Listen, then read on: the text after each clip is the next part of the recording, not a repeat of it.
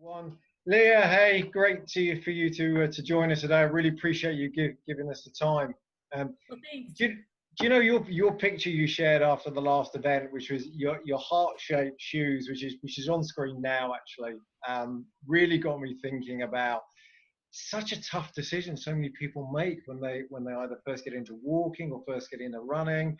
Um, what to buy. I mean, I made the mistake. I bought the one that looked great, looked really glossy, and frankly, it was horrendous to run in. My knees were telling me after every run, Andy, you've made the wrong choice. Don't buy the good looking shoe. So where should we start, Leah, with buying a shoe?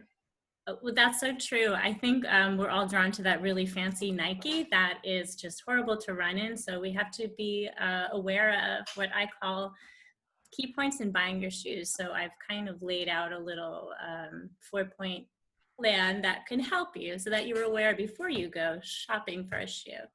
The first thing that I would start with would be proper fit. You want to be sure that you go to a store probably later on in the day. You don't want to go early in the morning because your foot actually swells during the day. A lot of people don't know that. So you want to be sure to go when your foot is a little bit swollen so that you don't buy something a little too small.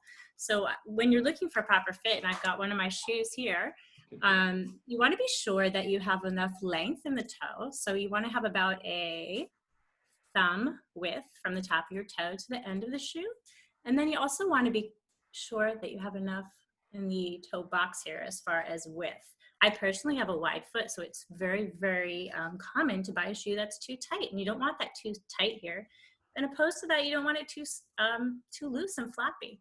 And you also want to be careful of your heel. You want to be sure that this is nice and snug and that your foot isn't slipping out when you're going through your gait rotation.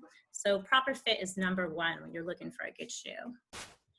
And I guess that's an easy mistake to make because I'm a 10. You know, I wear a shoe size 10. I'm probably a typical man. I've bought shoe size 10 all the time. But I guess if I take that advice and go to a proper, a proper store later in the day, as you say, I mean, I never appreciated my foot was going to change throughout the course of the day. And I get shorter throughout the course of the day. But I never thought that my foot was going to change as well. That actually, I may not be a 10. Is that quite a common thing to find? That is so true. In fact, it's not uncommon to size up a half size, even a full size in some shoes, depending on what model you're going with. So that's definitely important. Cool. And when I first started running, I just put on a pair of shoes and I went out the door. I was cyclist first and foremost. I wanted to do a little bit more running, and I put my shoes on that I had. But actually, over the course of a few months, I found the type of running that I enjoyed, and I'm not a great one for running on tarmac and level roads. I don't find it very inspiring. I don't find it very challenging. I like to go and find a little bit of gravel, and I love finding the hills. You know, for me, that's a great sense of achievement. And I guess that's going to have quite a bearing on what I decide I'm going to put on my feet. That is so true. That actually brings me to my second point of what to look for when you're buying a shoe is shoe type. You are running on that tarmac, like you said, or maybe you're hitting the treadmill at work for 30 minutes on your lunch hour. You're just going to want a regular training shoe. If you're out there trying to get a speed work done or working on a 5K, you want a nice lightweight racer. And if you're hitting those trails, like you said, which have become my favorite, you definitely want a trail shoe with a nice lug on the bottom so you get that nice traction on that dirt and rocks. Definitely important, yep. Shoe type.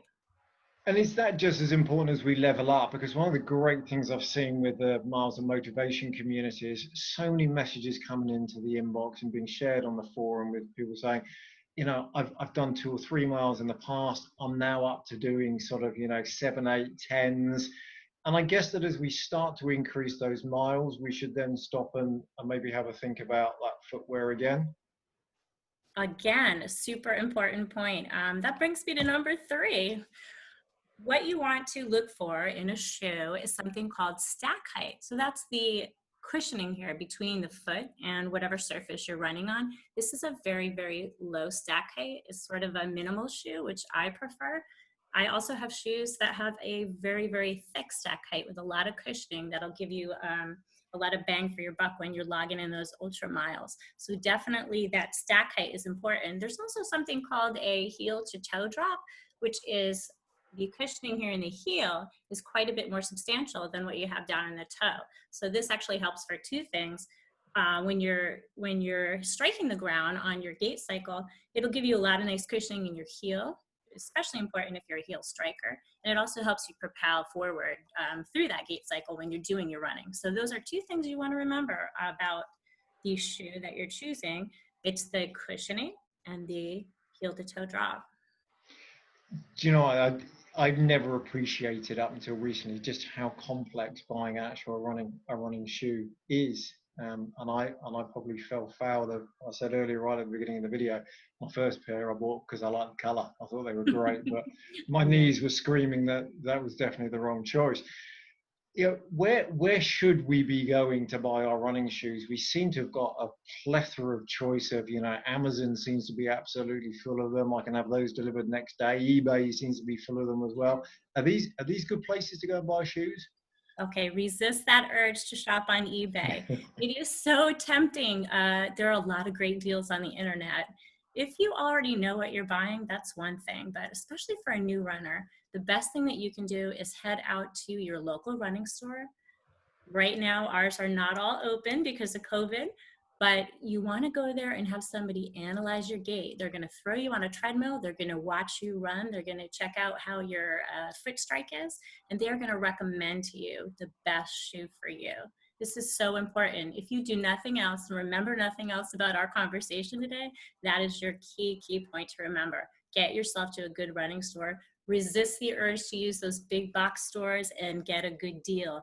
This is the best and most important thing for you to remember. It's better to spend the money now than have to fix yourself up later on. Yeah, I think that's such a great point. I was going to come to that, which is I might save myself a few pounds or a few dollars if I'm on that side of the pond, but actually I'm going to be paying for that in work on my knees and on my hips, etc. For a bit of So true. physiotherapy or more. Yes, so true.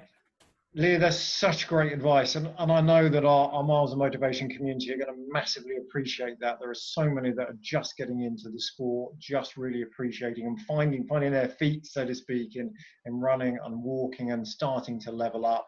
In fact, one of our events coming up is about leveling up, is about going to be challenging yourself. We're going to run that later on in the year.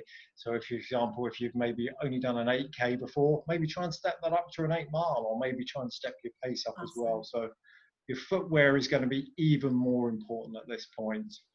Great. Leah, thanks for spending the time with us today. I really appreciate it. That's really solid advice. And thank you from everybody in the Miles of Motivation community as well. My pleasure. Thank you, Andy.